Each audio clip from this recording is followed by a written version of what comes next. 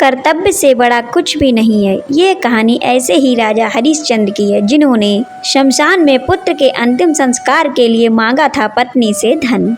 राजा हरिश्चंद्र को सत्यवादी और महादानी क्यों कहा जाता है?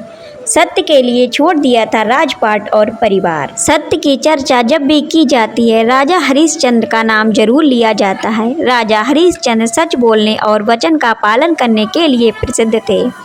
उनकी प्रसिद्धि चारों ओर फैली थी। ऋषि विश्वामित्र ने राजा हरिश्चंद्र की प्रसिद्धि सुनी। वे स्वयं इसकी परीक्षा लेना चाहते थे। राजा हरिश्चंद्र हर हालत में केवल सत्य का ही साथ देते थे। अपनी इस निष्ठा के लिए वह कई बार उन्हें बड़ी बड़ी परेशानियों का भी सामना करना पड़ा, लेकिन फिर भी उन्होंने किसी भी हाल में सत्य का साथ नहीं छोड़ा। वे एक बार जो प्रण ले लेते उसे किसी भी कीमत पर पूरा करके ही छोड़ते थे। इनकी पत्नी का नाम तारा था और पुत्र का नाम रोहित। एक बार राजा हरिश्चंद्र ने सपना देखा कि उन्होंने अपना सारा राजपाट महर्षि विश्वामित्र जी को दान में दे दिया। अगले दिन जब विश्वामित्र उनके महल में आए तो उन्होंने विश्वामित्र को सारा हाल सुनाया और साथ ही अपना राज्य उन्हें सौंप दिया। जाते जाते विश्वामित्र ने राजा हरिश्चंद्र से स्वर्ण मुद्राएं दान में मांगी। मुनि विश्वामित्र ने राजा को याद दिलाया कि राजपाट के साथ राजकोष भी वे दान कर चुके हैं और दान की हुई वस्तु को दोबारा दान नहीं किया जाता। तब राजा ने अपनी पत्नी और पुत्र को बेचकर स्वर्ण मुद्राएं हासिल की, लेकिन वो भी पूरी नहीं हो पाईं। राजा हरिश्चंद्र ने खुद को भी बेच डाला और सोने की सभी मुद्राएं विश्वामित्र को दान में दे दी। अपनी मर्यादा को निभाया।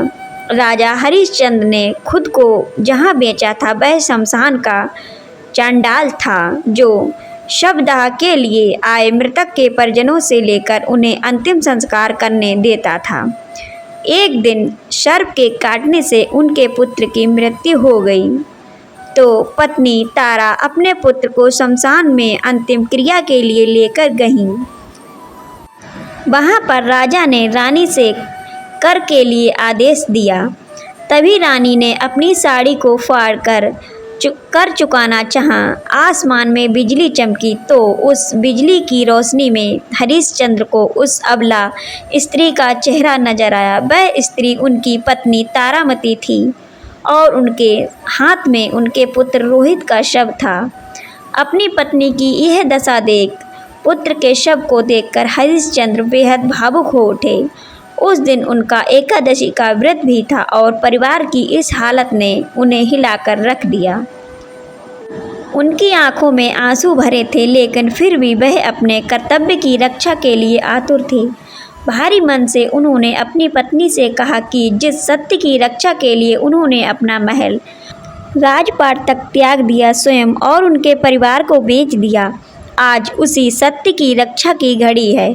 उसी समय आकाशवाणी हुई और स्वयं प्रभु प्रकट हुए और उन्होंने राजा से कहा, हरिश्चंद्र, तुमने सत्य को जीवन में धारण करने का उत्तम आदेश स्थापित किया है। तुम्हारी कर्तव्य निष्ठा महान है। तुम इतिहास में अमर रहोगे।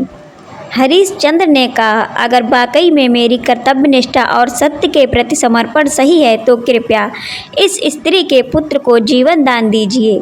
इतने में ही रोहित जीवित हो उठा। प्रभु की अनुमति से विश्वामित्र जी ने भी राजा हरिश्चंद्र का राजपाट उन्हें वापस लौटा दिया। तो दोस्तों, सत्य पर आधारित ये कहानी आपको कैसी लगी कमेंट में ज़रूर बताएं। वीडियो अच्छी लगे तो वीडियो को लाइक और शेयर करना ना भूलें।